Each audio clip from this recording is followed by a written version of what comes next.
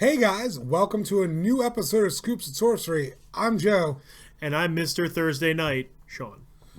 Although there are no Thursday nights anymore due to the global pandemic, but still, you can keep your little epilogue. There are no Thursday nights due to the pandemic, yes, but I choose to remain optimistic, Joe. The players will return. Eventually, sure.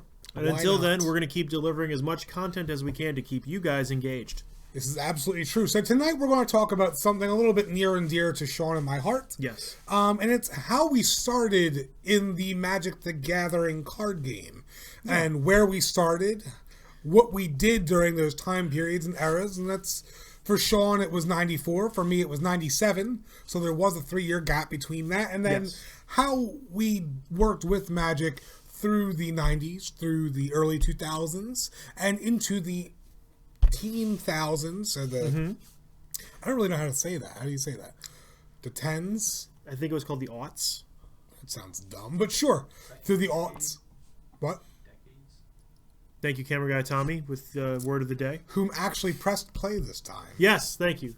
Tommy learning how to use the technology behind the scenes. But yeah, that's what we're going today. And I want to also, I guess, address the question to everyone out there. Where did you start? What set did you start in? What year did you start in? What is one of your oldest memories of Magic? So I think we're going to go with age this time. Sean starting in 94, and then we'll move forward until we hit 97, and then I'll hop in. Yeah. And then we'll just keep going through the years. Well, so I think, this episode, what we're going to really try to address is where Magic came from for us, where we think Magic is going. Sure. What Magic has been like the entire time. So I'll start with how I started, since I started before you. When I was a young kid growing up in Chicago, I had an addiction to collecting X-Men trading cards. Do you remember those? No. No? Nope. I should show you those. You'll love them. I hate the X-Men, so to me that's not fair. a thing. Yeah. Okay, that's fair. I think they're boring. X-Men was the big cartoon at the time. It was super. Yeah, it was popular. I remember that on Fox in the mornings. There was a baseball card shop about 3 blocks from my house. Okay. And I would go there every Saturday with my allowance, and I would buy as many packs as the gentleman would sell me with my allowance money. Sure. So one Saturday, I ran down with my $5 bill, and he was sold out of X-Men cards. Joe, it was a goddamn tragedy. It was absolutely terrible. I can imagine. And I was very upset, and he felt bad because I'd been I was a customer. I came every week like clockwork. I was always there right when he opened. My allowance in hand. He, I think he knew my dad too, and he felt bad. And he says, "You know what? Here, why don't you try something else?" Okay. And I didn't like sports. As you can see, I'm not a sports guy. It's hard to imagine you running to that shop. Yeah, right. So his baseball, basketball, football, none of those cards interest me. Sure. And he had like a little shelf of not sports cards. Okay. And that was where the X-Men cards were. And so he showed me he had like DC cards, like Superman and all that nonsense. And I didn't like that stuff. I did not like the way those cards looked. Well, there was really nothing to those cards back in the day. No, it was the front of the card had a picture of the character. The back of the card had like the stats. So Superman from planet Krypton. Didn't they have like mini stories on the back, or like it was sometimes like a bio they did or something? Sometimes they did. Yeah. Yeah. Okay.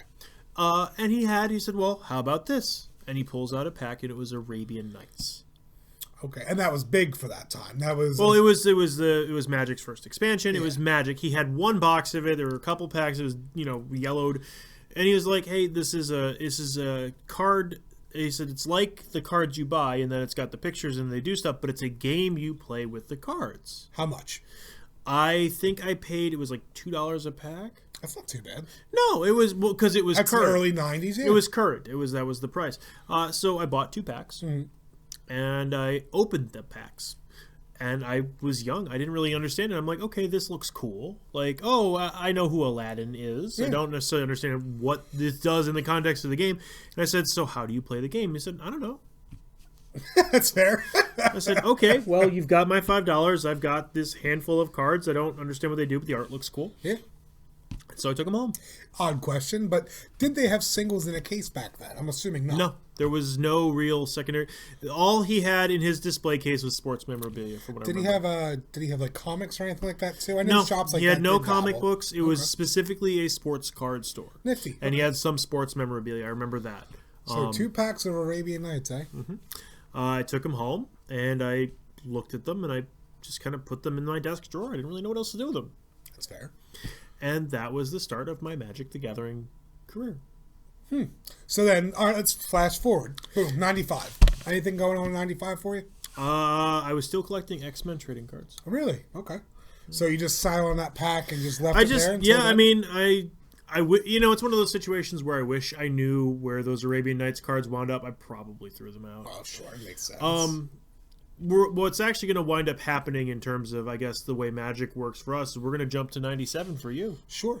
So 97, I had first seen the commercials for Magic at the time. I remember those. And I'm learning that it was Portal. It was all Portal commercials. Yeah. Portal was the introductory set. It was designed to get people into it. Correct. So yeah, I remember the Vizildrix, the Trained Ogre, and like all like the goofy animation. They put the wrestler and the bunny into the pod to make the Vizildrix. Yep. Super funny because I liked wrestling at that time when I was little. Oh, I love So to me, that piqued my interest. Okay, you know what I mean? That's fair. I remember getting my first pack of Magic cards, not at a shop, not at a card shop. Okay. I remember getting them at a 7-Eleven. Literally, a Makes 7-Eleven sense, yeah. around the Okay. corner from me. Well, that's when they sold packs at 7-Eleven. Yeah, I remember when you could do that. Remembering I could do that, but like again, I don't know when they ever stopped doing that. You know what I mean? But there was one card shop in the area though when we were little. But see, for me, I was Pokemon. I was a late '90s kid, so Pokemon had just come out. Okay. The cards were getting big, and I remember going to a shop literally next to their Dog and Bull. Have you heard of them? No, I have not. Okay, they're not world famous, but they're a famous bar in the Bristol area. Oh, okay. Right by the train station in Croydon. Okay, Yeah, cool. Inside that plaza where the Dog and Bull was a little secondary shop or something goofy. Maybe been like a bodega kind like of a deal. pawn shop, I think it Okay, was, or yeah. something goofy. They sold Pokemon cards there. My dad took me one day and they had Magic stuff there, and I remember seeing it, but never really pushing to get into it. Okay. So yeah, so that first pack I got, I don't remember anything about it. Honestly, I could not tell you what was in there, but I do remember, I guess, flash forward probably to 99, and that's when I started playing Magic officially. Okay. I got the starter set 99 pre-made decks. Yeah.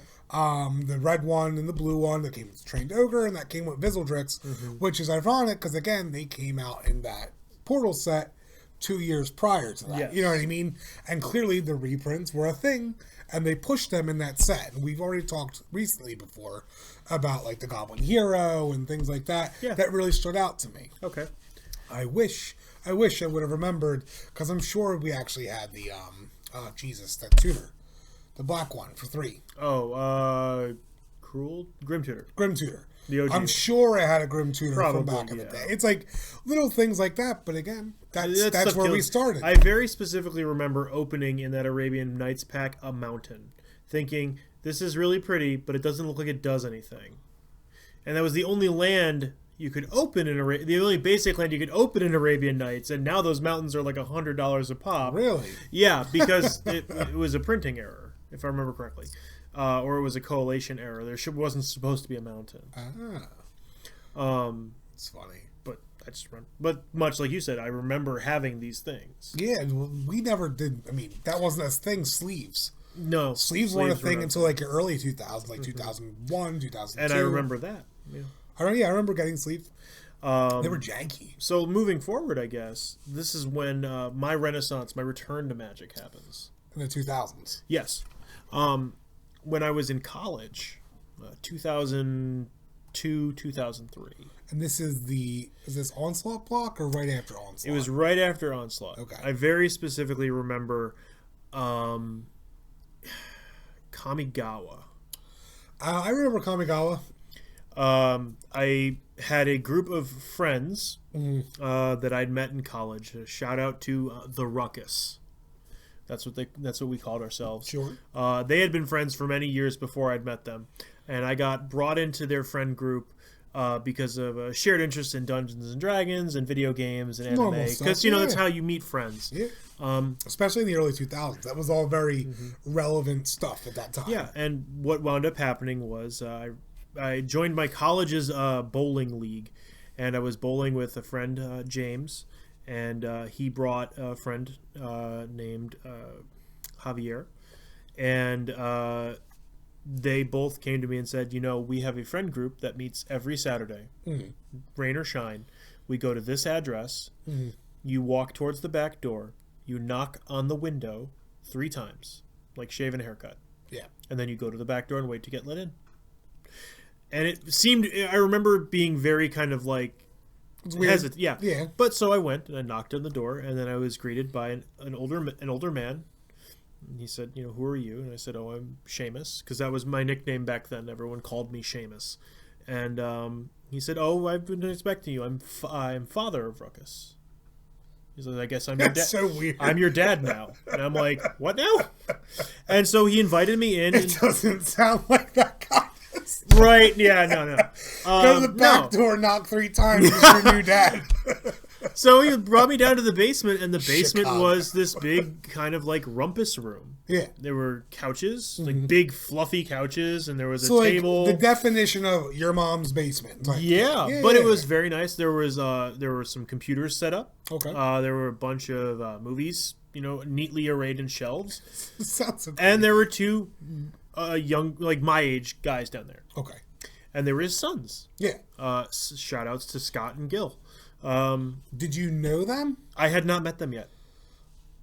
And I'm assuming your buddies just weren't there yet. Yes. Okay. I felt very awkward for about 15-20 minutes, and then James came, who apparently lived across the street from them. Gotcha. Okay, cool. And he was like, yeah, no, I've been hanging out with these guys forever. Just a weird situation. That's They're all. good. Just point of clarification. Yeah. Well, I'm just trying to say I was as equally confused. No, so it's just like, Sean is a very trusting person. I'm And very clearly naive. wandering into an older man's basement with his 2 sons on a Saturday morning was not out of reach. Well, after James showed up, I felt a lot more comfortable. No, of course. And over the course of the day, about a dozen other guys showed up. Damn. And we stayed and played games until 4 o'clock in the morning. To the point where I fell asleep. Okay. And I woke up the next morning, and everyone else was kind of just like dozing. And they made breakfast. We ate breakfast, and we just kept playing. And with these guys, I felt just wonderful. Yeah. And these are the guys that taught me how to actually play Magic the Gathering. That's good. James in particular was responsible for teaching me how to play, and he would teach me how to play with Mono Black, Discard, and Reanimator, which is why you see when I play now, I love that kind of strategy. That's because irony, because that's what I play too. And these guys, we threw our money together. We would buy boxes. We would travel to tournaments. We did a lot of that stuff. We took the game very seriously. That's good. Nothing wrong with that. Yeah. I wish we had that type of story. But again, for us, though, same thing, actually. In the early 2000s, I would say 99, 2000, 2001, we were in middle school. Okay. So we'd meet up with our buddies. Shout out to Ed DeLucy, James Konopka, who we call Jamestown, and Mark Phillips. These 3 guys were probably the biggest Magic buffs in our area. Okay. Mark lived down the block from me. Ed and Jamestown both lived in Croydon. Ed lives in somewhere in Jersey right now. I think you've met him before a couple times, playing here actually. Okay. But either way, they were like the Magic gurus. When you talked about Magic back in the day, you would talk about Ed, Jamestown, and Mark. Okay. They all were in Scouts together as well. So that's where most of the Magic players I've ever come across with were all Boy Scouts. They would go to camps and they would play and all that jazz. And it's funny too because we all went to the same middle school together. Okay. And there was a club by the teacher's name was Mr. Tahaney, and he did a technology-based club. I feel like I've heard that name before, but okay, keep going. Guy was great. His favorite character in Star Wars was Porkins, and he had like all the numbers and all that stuff. He was a great guy. But his technology club was just a front for playing Magic. Yeah. He was like a 27, 28-year-old dude that would come in and play Magic with all the younger guys. And it's funny because we all played Yu-Gi-Oh! At the time, too. Like a lot of the guys that we lived with in Bristol played Yu-Gi-Oh! While those guys played Magic. We all had Magic, but Yu-Gi-Oh! Was just more prevalent at the time. Okay. So they came up with like a Magic versus Yu-Gi-Oh! Style game. Okay. I don't understand how it works, but I just remember they always did that. But that's where I always loved Magic. I always loved playing. It was just more of a group thing to play Yu-Gi-Oh! Before it was for that. But I remember that Kamigawa set so well. Yeah. My buddies used to play dragons, a lot of Dragons and Scourge, and all the Kamigawa dragons came out. 8.5 Tails is my favorite card in Magic, like little goofy things like that. But see, for me though, I stopped after that. Once middle school was done for the most part, I think I stopped again until about 11th or 12th grade again. You see, and that's when I was taking it super seriously. Kamigawa was just, it was so big in my group of friends because they were all into anime, and so the Japanese style was really interesting. Of course, yeah. The cards were bad, and we had. But see, you guys were adults though too. Yeah, I mean adults with the loosest, in the loosest sense of. But the you term. know what I'm saying, like. So for us, it was middle school, and unfortunately, like once a middle school kid goes into high school, life turns into young ladies and video games and sports. So you're not thinking about Magic. That's but Frank O'Brien, actually, he was in one of our chats earlier. He was the one who suggested we do a video like this, which was ironic because I've been thinking about this for weeks. Yeah. So he was the one who had me actually get back into Magic in high school. Okay. I saw him playing one day in the back of a classroom during like some whatever, and it just made me think about it. I was like, oh, that's cool. So we actually wound up playing again, and those guys, Ed and Jamestown, would actually come and play with us now because we were all, they went to different high schools, but like little things like that. GameStop was actually the biggest proponent for getting me back into Magic. That's strange. Crazy, right? Yeah, a little bit. So I used to work at GameStop when I was a younger guy, right? And my buddy Phil, who was a big Magic player as well, was the manager there at the time. Okay. Phil told all of us to come to the GameStop the one day because they were pennying out all their Magic stuff. And this is something GameStop has been doing for years. Yeah, they still do it. So we were able to get like about 400 packs worth of like Kamigawa and just everything else they just had left over. Yeah. And Phil's only task for us was like, look, if you can find me a foil copy of Ink Eyes, which was the hotness at the time. I remember that card being very He's popular, like, if you guys can get me that, I will give you all these packs so we can make something work out. Okay. I remember having to go to 4 different high schools to find that friggin' card. Like, that's nuts. But it's just how it is sometimes. Well, I think, like, my personal renaissance for Magic came shortly after that when Ravnica came out. See, I remember Ravnica existing, but I wasn't heavy into Magic then. Ravnica, I think, was when I was the heaviest. I loved everything about Ravnica. I loved the identity that you got with the 2-color pairs, which previously didn't exist. Correct. You built a black red. You would build a black green deck. Correct. But it was you just build a black green deck. I built a black green deck, and it ramps and it gets stuff out of the graveyard and puts some things in the and that was it. And that was fine. But when Ravnica came out, you were Golgari. Correct. You belonged. It gave you an identity. Humans are tribal by nature. Correct. And assigning tribes to this is how I play Magic was revolutionary. Oh, I agree. And to this day, I identify as a Golgari mage. I play black-green. I live and breathe for black-green Magic. It's funny because what was it? The most recent Ravnica. I remember doing the pre-release at Family Fun. Okay. When we were there and you were working, and I remember we got to pick our draft kits, and then they did the other one where you got to pick a random draft kit. Okay. Yeah. And you got to pick a random. You know what I mean? I thought that was nifty. You got to be a random guild. Yeah, because I thought that was that was the Return to Ravnica set. Yeah, three Ravnicas later. Yeah, we've been to many Ravnicas. No, but I think things like that are nifty. I think that's a very cool way to do things. Giving people a tribal identity is important, and it was so revolutionary when that set came out. Sure. And I just remember being enamored by it. I mean, think of all the marketing they did too. I mean, Adrian was in tonight. He had the tattoo of all the guilds. All 10 guild symbols, just very inflamed on his arm because he had just gotten it tonight. But like little things like that, you know what I mean? Like things like Ravnica specifically, look at that. That's influence. That's going to be with him for life. Yeah. Well, and a lot of people who play this game have that kind of dedication to it. And they should. There's nothing wrong with that. You know, my friend Tony Weeks, shout out to Tony. He's a green-white. He says he's a green-white Tony. He's the green white Tony. Yeah. That's it. That's his shtick.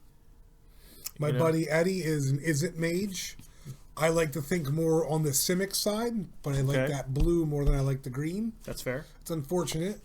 I mean, I know a lot of guys that play LFG that are Orzhov guys, and just things like that. And it's nifty. A friend of mine here at the store, Chris Dimitro, he's the Orzhov guy. Yeah. All he wants is Orzhov cards. You guys told me about that, yeah. He will buy a pack, open it, and just take the black cards, the white cards, and leave the rest. Yeah, that's funny though. I like that, and I appreciate that. It's just goofy. Yeah. So now we're coming up on what I kind of feel is like a darker period for me, because I remember after Ravnica, Cold Snap. Cold Snap was goofy. Yeah, and that's where I checked out again, because I was taking the game very seriously. Too seriously. I was buying a lot of singles. I was traveling. I would go without my friends. I would, go to different. I would try to go to other stores. I would try to do this, that, and the other thing, and it stopped being fun. And the girl that I was dating at the time showed me how much I'd spent on singles, because the website I ordered singles off of, kept track of that.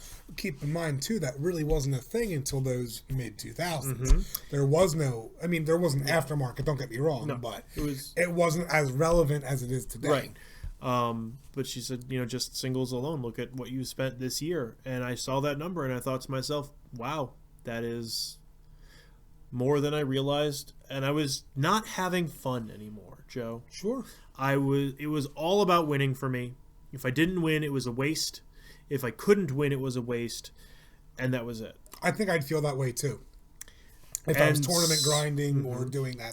It doesn't sound worth it at that point. It sounds redundant.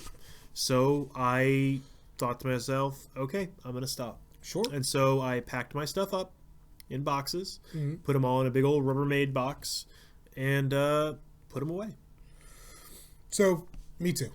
No Cold Snap, nothing like that. Okay. Then we're moving on with that. What's after Cold Snap? Is that Maraudon? No, Mirrodin was before. Mirrodin was around Kamigawa. It was Kamigawa then Mirrodin. I think it was Mirrodin then Kamigawa. Was it? I believe so. I don't remember, man. So what I think we're looking at after Cold Snap, you get Future Sight. Future Sight was okay. I wasn't there. I didn't get really heavy into it, but I remember buying a couple packs here and there, playing with cards from Future Sight. Yeah. You get some core set releases. You get Lorwyn block. Core set is my favorite. Well, you are a simple man with simple taste. Core set was always good, though. Core set was always something they always one-upped at some point. I disagree. Always heavy reprints. Look at Core set 2019. I think they've done a better job with core sets now. But well, now they're putting big-ticket reprints and everything else in there just to push the set forward. They have to. But, keep in mind, though, Core set 19 was a story still. Core set 2019 tied into everything that was going on. And I missed that. But, anyway, moving on into, what was it, Lorwyn block? Lorwyn, correct. Lorwyn, Shadowmoor. Shadowmoor was great. I regret not playing during that set because I feel, especially now, I would have enjoyed it. Money set and a lot of cool stuff going on. You got your Riz the Redeemed, you got your Una Queen of the Fays, you got all those gnarly black and green tokens, white and green tokens. All the tokens were beautifully done. They were very much so split, because I don't like the way they do them now, if I'm being honest. Okay. I like that speckled, like that pretty enough to it, and they actually tied in color-wise. Well, Lorwyn actually represents something really neat about Magic and Magic design. What's that? It's a turning point, Joe. Oh, it's like a new birth, like a new... Well, behind the scenes, they call it, and this is going to sound funny, they call it the New World Order. Oh, yeah? The legend has it that they ran an employee pre-release at Wizards of the Coast, and it was so complicated that the design team realized they needed to design Magic to be they needed to streamline design and make the game simpler for new players to pick up. That's fair. And so they established that going forward, all commons would be this specific type of way. This is what makes a card common. This is what makes a card uncommon. This is what makes a card rare. Gotcha. And then later on they'd add the mythic rarity. Yeah. And it is primarily the complexity of Shadowmoor and Lorwyn block is what is responsible for Magic design today. Why cards look the way they are. What makes a rare and a mythic. It's fair. Because there are plenty of cards that predecess that are Yes. mistyped and all that jazz. Now, what comes after Shadowmoor and Lorwyn? Do you know? No. Alara block. I think Tommy's. Oh, yeah, I think Camera Guy Alara, Tommy is right. Shards of Alara, Alara, Shards yeah. of Alara. Alara was cool. That was I like the heavy premise. try, right? It That was a very so tri-colored Alara is one. where you got your first set. They attempted to do with Alara what they had done with Ravnica by adding identity to the 3-color pairs, Your but they Jeskai only is- took no. They only took 5 of them. Yeah, it was. I believe Jeskai was one of them. No, it was not. No. It was Bant, which is green, white, blue. Okay. What's his Jund. name? Yeah. Which is green, red, black. Okay. Naya, green, red, white. Got it. Grixis, which is blue, black, and red. Yep. And Esper, which is blue, black, and white. Those were called the shards, and so those 3-color sets are still today called shards. Okay. So the idea behind that set was this plane, which previously was all like every plane, all 5 colors together, was shattered, Okay. and so some planes just didn't have 2 colors of mana. Each shard of the plane only had 3 colors. Yeah. And How they introduced those lands? how would a plane look if it had no blue or white mana? It makes sense. It It's, would it's look a good like premise. Jund. It is a good Yeah. premise. And then the premise of the storyline, which at this point, Magic storyline is, It's they're writing starting the to novels. pick up. Yeah. These shards coming back together to become whole, which brings it to the third set of that block, which was it was all gold cards, Correct. and it was just a wild you've It was crossed the wild streams. magic. Yeah. It was a great premise. I think it missed the flavor of the original Ravnica in terms of getting people to follow this tribal identity. Yeah. But it was a very interesting design space, and what they did that was important was they set up an anticipation for the other 5, Correct. which helps down the line. Which is something that they've always been doing. Yes, they WotC do has it a always lot been more. They do it a forward-thinking. lot more now, Yeah. where they'll purposely leave a cycle incomplete to drive player interest into when are they going to complete the cycle. You saw it recently with Zendikar. The When they lands. put the lands out and they said, here are 6 lands, the other 4 will come later, probably, and we now know they're coming in call time, and people want the rest of that cycle. But moving on from Alara, Well, I was waiting for it. what were you waiting for? Your secret lair alert. Because they already put that out there. That's a thing. Wait, what? You haven't heard about it?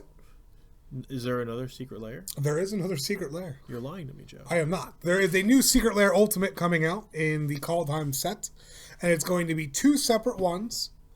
One, it's going to be in the Zendikar art style, all 10 of those dual lands. And then there's going to be an inverse one that's going to be all 10 of those lands in the Kaldheim style. Surprise!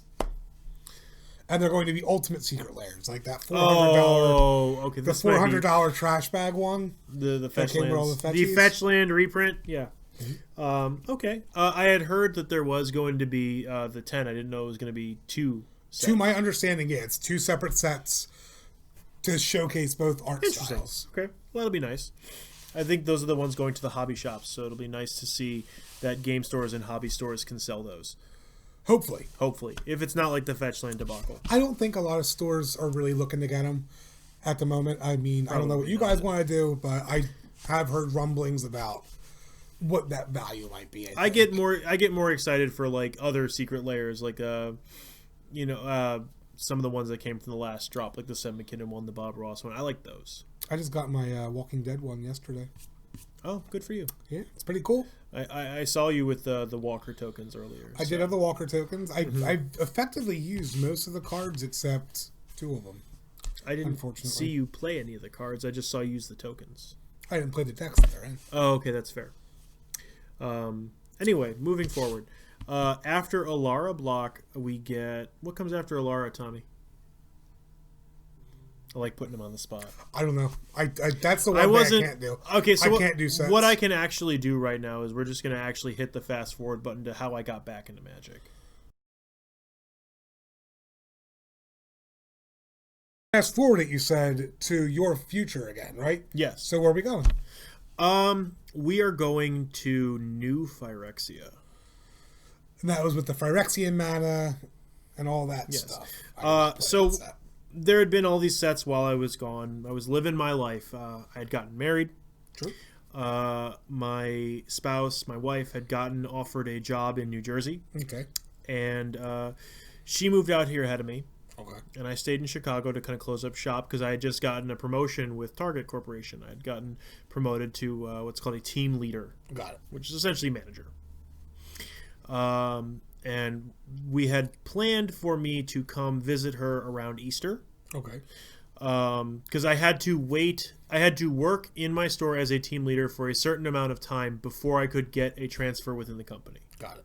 That was why. I had done something irresponsible, and I'd attempted to do some work within the store that required two people, but I was a big strong man, and I broke my back, Joe. Damn. Suck. A little bit. So I got out here. I didn't have insurance yet. Well, no, I think I did, but I had insurance becoming a through manager her. should give you an insurance. Well, yeah, but like it wasn't very good. Okay. But I got out here, and I was with my wife, and she finally said, "We're taking you to the doctor." And they got an X-ray, and they're like, "Your back is messed up. You need to. It's going to take months and rehab to heal." And so I wound up having to leave my job. Okay. Because I was not within the amount of time where I could still transfer, and even so, Yeah, I didn't of know course. when I would be back to working.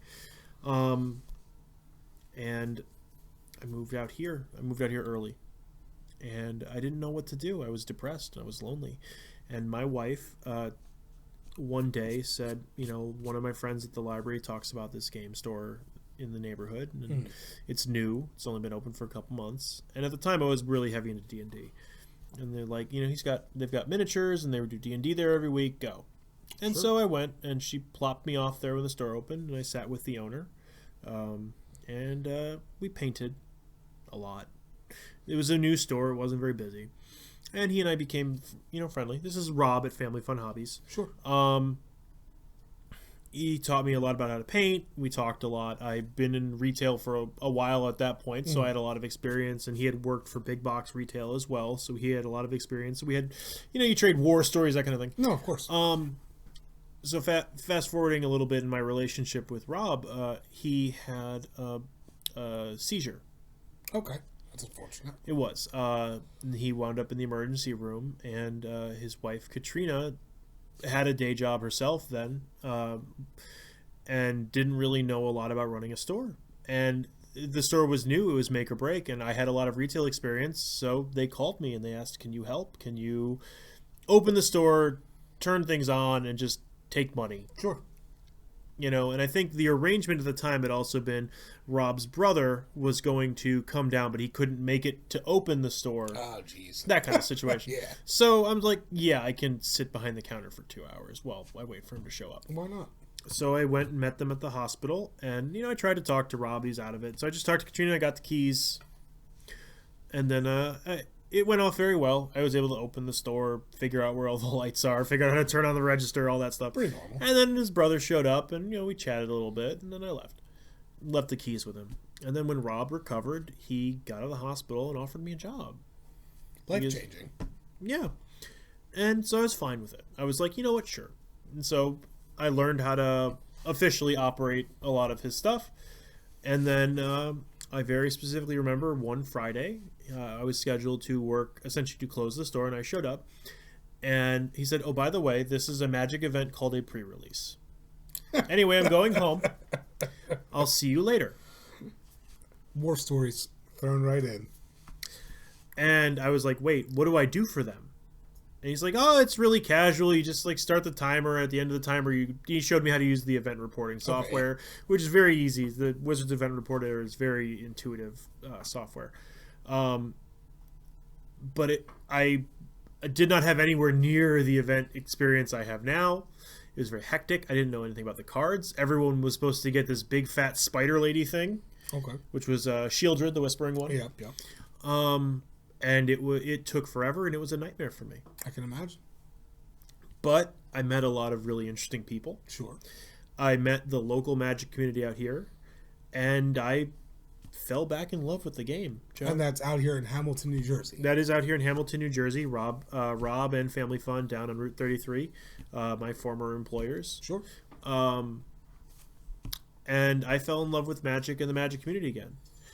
But I fell in love with it for a different reason than I loved it before. I loved it because I was able to do something different.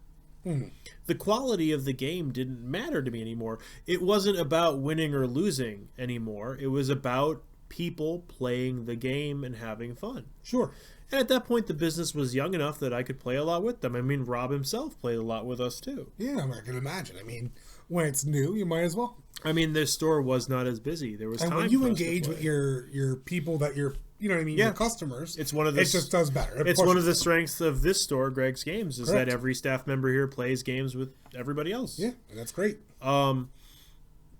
So we got more into Magic, and then I was taught the Commander format by Chris Francis, Correct. And this is early 2012, 2013, correct? somewhere around then. Yeah.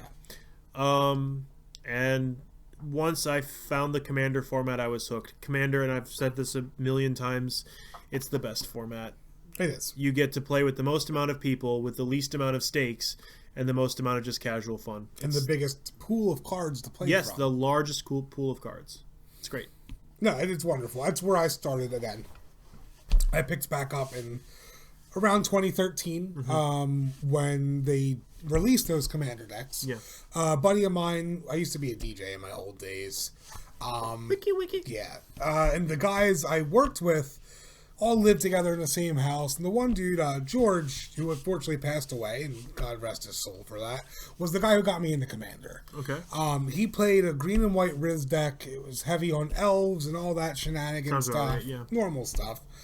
He got me into Commander again. And Okay. we would play every other day or so. I'd play a blue and red Joyra deck with the time counters on it. And the deck was okay. It was just big, dumb, fatty things Yeah. trying to keep up against elves for the most part. And George introduced me to his play group of friends. And then I started playing with them. And over time, you just learn and you grow and you play and you learn different things and tactics and stuff like that. Yeah. But back in those days, Commander wasn't as cutthroat, I think, as it was today, I think. Like, people would win, but, like, combos weren't as convoluted as they are now. People would combo off in, like, 12 turns as opposed to 3 turns. Well, I mean, we say that Commander has the largest card pool, but Magic was not designed with Commander in mind up until recently. Correct. They call 2020 the year of Commander, It is. and now as sets roll out, every set feels like these cards are juiced for Commander. And that's in their mind. I mean, Yeah, it's got to be. It's the most R&D popular is format. looking into it. I'm sure they are. And I mean, this is something we were talking about earlier. I want to talk about potential heat death of the universe, potential heat death of paper Magic. Because again, we're in 2019, 2020. Yeah, well, With- let's move forward. Where are we going from here? So with things now, we have Arena. I think Arena is the cancer of Magic. Those are bold words. It is. I think Arena is wonderful for getting new players in there and all that stuff, but at the same time, I'm sorry, Watsy, but I'm not throwing money at Arena for fake cards I can't redeem in real life, like MTGO. Well, I don't think you can do that You can. anymore with Yes, you Can can. you still do that Yeah. with Moto? Okay. And like, it's just a sunk cost fallacy. Yeah. You may pay to play all this stuff, but you're not really getting anything out unless you're top tier. 90% of the people that play at Arena are playing the same deck. It's all the same stuff. And unfortunately, because of the global pandemic we're in, it's where not where paper Magic is, but it's where Standard is. And it's agree. killing the Standard format. So, what I will say is I agree with a lot of your premise. Sure. I think that Arena is probably going to be what standard Magic is going forward. In terms of paper Magic, I think standard is dead. Standard has historically been a format that is destroyed by its own market. I mean, in the last 4 to 5 sets that have released, and then I'm going to say from Core 19 to about now, there are cards in every set up to 2 or 3 now that are being banned in standard almost immediately. Yeah. Throne of Eldraine, 10% of the cards in the set were banned. And that's even like uncommons and commons that were banned because of how powerful they were. Yes. It's crazy. That's not good. I don't think that it's good either. I think that Magic moving forward is going... I think paper Magic moving forward is just going to be about Commander from now on. I think Commander and your and vintage your Modern Legacy, yes. I don't even think Modern's surviving. I think what's Modern's... What's that format that just came out? The other format. Modern. It's the new Modern. Frontier, I think it was. Like, wasn't that a big thing? I think that Pioneer. I think that Frontier, Pioneer, these formats are trying to be replacements for Modern, but I think ultimately they will be unsuccessful. What about Brawl? Remember Brawl? Brawl lived for 2 weeks and died. Yeah, I think paper Magic lives as either the oldest formats, Vintage, Legacy, and to a lesser extent Modern. Sure. And I think, but moving forward, paper Magic is going to be the domain of Commander.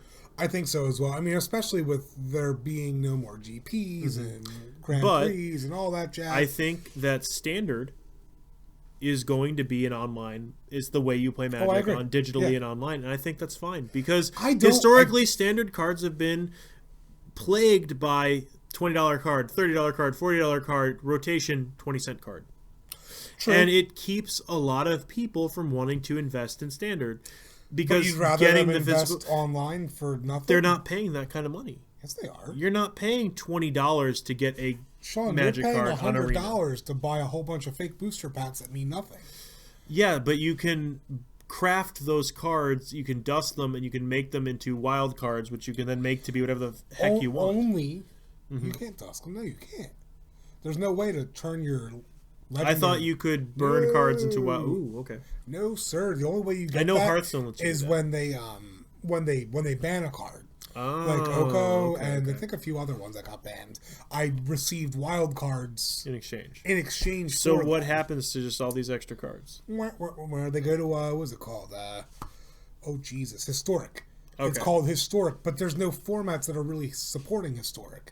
There used to be a Historic Brawl, which would have been nice. Okay. Because Brawl lives. That's the only format I play on. I won't play. Yeah, because it's the closest thing to playing Commander. Exactly. But I won't pay any money on there for cards. It's silly. You could earn free tokens on there. And I think that's good enough. But I digress from that. It's just silly. Kudos to anybody who wants to put the money into it. You know what I mean? That's all you live your life how you want. But I just think it's silly to put $100 into cards that don't stay with you forever. It's just an account that you could sell online to some turd who doesn't want to put the work in. It's like, wow. I mean, at that point, I think what we're just going to have to say is it's something you don't like that other people do. Oh, that's fine. I encourage it. Do it up. It's just something I'm not a fan of. That's fair. And I think I don't want to put money into something that I can't get a return out of. Yeah. That's all. I think that's a very fair thing to say and do. No, I agree. Like, I know MTGO is a big one, and I do know that my friend just recently did it with the Theros set. He had a full collection of Theros. He looked into it. You pay a small fee or whatever that fee is, and you get rid of all the cards in your MTGO account, and they send you a full box of the entire set for a flat fee. That's nice. I will confess, I'm not much of a digital gamer, Joe. I'm not either. I've been playing the same video game now for 9 years. Sure. And I love Skyrim more than any other game I've ever played. And it's my jam. I think video games are a different situation. I mean, I understand. But I think that Arena is designed to be the video game. It is, yeah. Yeah, and I think that it's appealing to people that play these types of games. And there are plenty of people out there making money off of it too. Personally, for me, That's not the way I want to play Magic. I want to play Magic. I want to hang out with my dad's squad. Sure. Roll up to my friend's farmhouse and play at his table with his dogs. Or I want to have you and camera guy Tommy and art director Katie over at my house and just play at my kitchen table. Sure. And there's nothing wrong with that. It's a human connection game. Yeah, and this is what I'm in this game for at this point. I don't care about winning or losing. I just want to play Magic. I want to talk about Magic on Thursdays with you.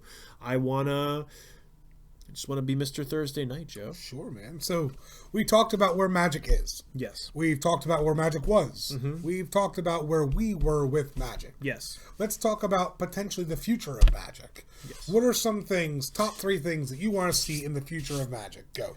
Top 3 things I want to see in the future of Magic. Correct. Whew. Pass. No. I want more reprints. I want to see this fabled power of all these old cards. I want to see them. What do you mean the reprinted. Fable? Oh, you want? So we're talking about the reserve list. I want to see a reserve list abolished because they're pushing towards it anyway with the amount of reprints they're doing and the amount of capacity they're doing. Yeah. I see no reason not to do it, and I just kind of want to see in-store play again. Well, yeah. I want to see shops open back up, and I want to see the world. I want to see communities. I want to see GPs. I want Scoops to go to GPs. I want to meet and sit down with our players, our fans, our co-people, like just the people in the world. Yeah. That's what we want to do. That's all we've wanted to do. But those are my 3 things. Well, I think that's just things that we want. I think what I understood your question to be was what do we want like the future of Magic to look like, rather than I think the future of like playing Magic. No, I stand by that. So okay, well then going with your response to the question, Sure. and using that as my baseline. I also want a return to in-store play. I mean, we've talked about it privately. We've talked about it publicly. I very much enjoy being, the face of. I enjoy being like Father of Ruckus was to me when I was in my 20s. I want to be that dad figure that shows you that, hey, this is a fun, safe place for you to hang out and play this game. Sure. And I'm going to play with you. And I'm going to teach you what I know about the game, and we're going to have a good time. Sure. I've tried to cultivate that personality for the last decade. I did it at Family Fun Hobbies. I do it here at Greg's Games, and I will continue to do that for the people that want me to do it. And that's why I want open play back, because Thursday night is my night, and this is when I get all the casual people in the store, and we can start bootlegging it. I wish. Why not? Prohibition, bro. No, I'm going to continue to play by the rules. Play by the rules. I will play by the rules. Tommy and I are going to set up a tent in some parking lot. Speakeasy. Literal underground magic. Just dig a hole. No, we'll just be in a parking lot with a tent. But 2 other things that I'm looking forward to for the future of magic in the community. Tommy not going off on turn 3. I would love to see. I would love to see. I think you're right. I think that the end of the reserve list would be a huge deal. You get rid of the reserve list, you can start playing Magic again. It takes all the price differentials away. There's no such thing as an overpriced card right now. Yeah.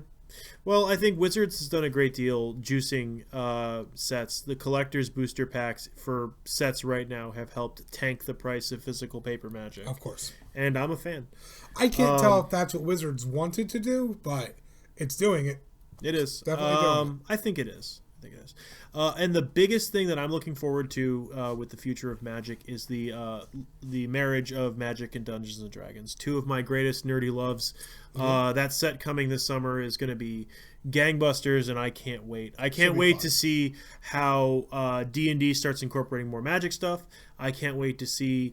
I can't wait to open a pack and just have Drizzit be my mythic rare Drizzit. I want a good story.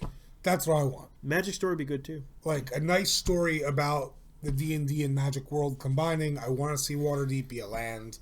Things like that. Waterdeep the land.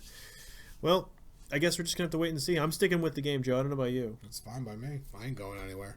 It's fair. But yeah, so these are our thoughts about the past, present, And future of Magic, we probably should have titled this like the Ghost of Christmas Past, Present, and Future. We probably should have. Kind of like I'm the ghost of, or Dre's the ghost of Greg's games. He is. I thought you were the Ghost of Greg's games. I thought you took his place. Only because there's no events and he can't be here. So Andre, I will very dedicatedly just like loom behind people on your behalf and say, He "We was subscribe here to tonight." Scoops." He was. He was here. I'll make sure they subscribe to Scoops. Otherwise, they'll wind up with me looming behind them, telling them to do so. It's true. So yeah, guys, be on the lookout. We will be doing more cool things and another giveaway at the end of the month. Yes. So that will be something we will announce what we're giving away at the end of the month in our Christmas show, which will be a very big surprise to everyone, and I hope you guys stay tuned for that. Yes. We again are shooting tonight live from Greg's Games in Hamilton, New Jersey. Mm-hmm. After the store is closed, so there are only the three of us here. Social distancing is, aside from this social distance, we're being good. Yeah. But yeah, thank you guys for joining us this week. I'm Joe at Gobbo Lightwing on Twitter. I'm Sean at Father of Runes on Twitter. Together we are Scoops Sorcery 1 on Twitter. Make sure you guys check us out, and also don't forget to check out our affiliate with Red Handed Altars. Red Handed Altars, run by our art director Katie. Also check out Greg's Games in Hamilton. You can order product online, gregsgames.com. Yeah. And that's about it, I guess. I think that's it. I guess we'll see you guys next Thursday at the game. Later, taters.